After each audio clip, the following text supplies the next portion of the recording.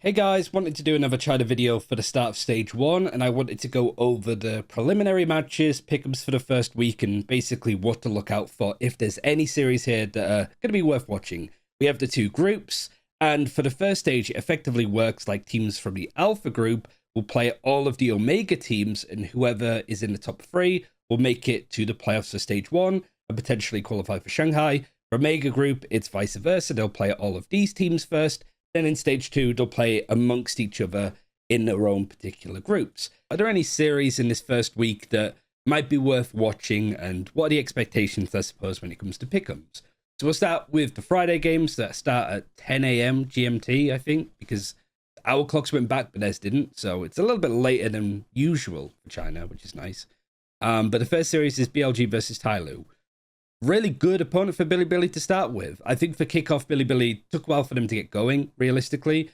This was a team that I think looked woeful to begin with against Wolves, but in the rematch, they played better and actually looked much more coherent going into play-ins. Like, the only reason why they didn't make top 4 was because of that 0.12 seconds defuse that didn't come in. Like, it was just enough for BLG to lose out against Trace, but otherwise, it was a fantastic series for them, and they started to look really good.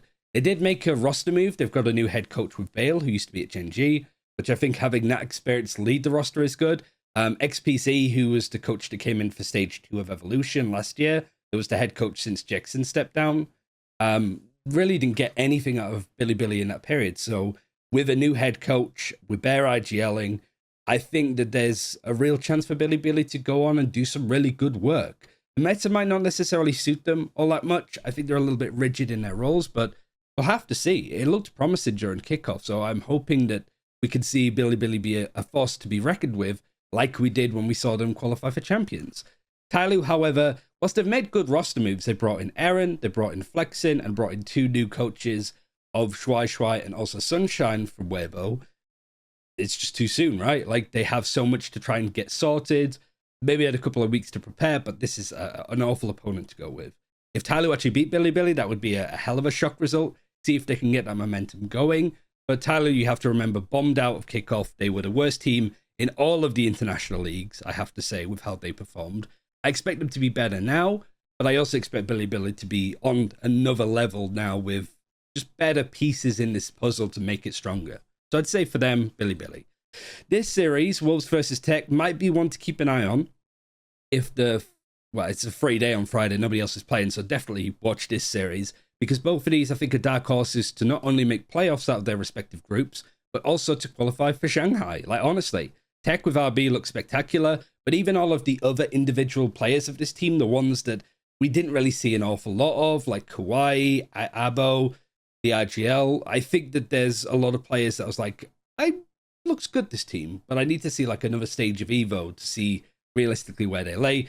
Looked fantastic during kickoff, kind of bombed out a little bit to the likes of Bilibili, but Wolves as well, they looked great. The only issue for this squad was they didn't have an awful lot of time to prepare their map pool, and I think Bilibili really punished that in that last series that we saw Wolves play. Bilibili took them to sunset. I think Wolves sort of said that they didn't really have anything prepped for this map because they have just a recent team being put together. There's no core members, previous connections. It's just a fresh new team with fresh new faces.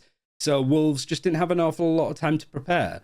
It's a problem for Wolves, though, because they played twice in this first week, because there's 6 series, 12 teams, 11 teams in the league. So every week there's going to be a squad that has to play twice. So that's something that, unfortunately, Wolves having that in the first week, it doesn't benefit them because they need more time to get their stuff together, because they are the freshest faced team I think we have in the league.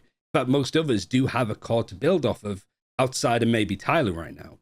So yeah, I think Wolves kind of screwed by the format a little bit.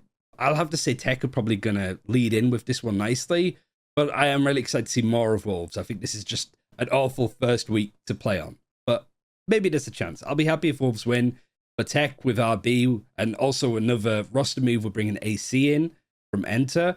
I do think the Tech are going to look the business this stage.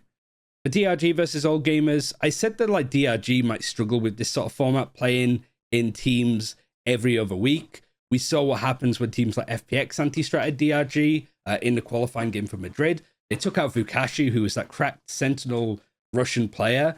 And because of that, they couldn't really get Vukashi on the same level. Vukashi was top ACS in every single map in every single series that he played in Kickoff, other than the FPX game, because they completely shut him down. The rest of DRG just weren't at the same level as Vukashi was. But All Gamers, I respect that All Gamers didn't make any roster moves. Like, they didn't move anybody out despite bombing out of Kickoff, not picking up a map. They did go close in a couple, but ultimately All Gamers are like, we're kind of happy with the players that we have. We're just going to rotate some of the roles around. For example, Del B, the duelist before, he's now Sentinel. Spitfire's the Sentinel before, he's now the duelist. So swapping around the roles a little bit to see what that's like.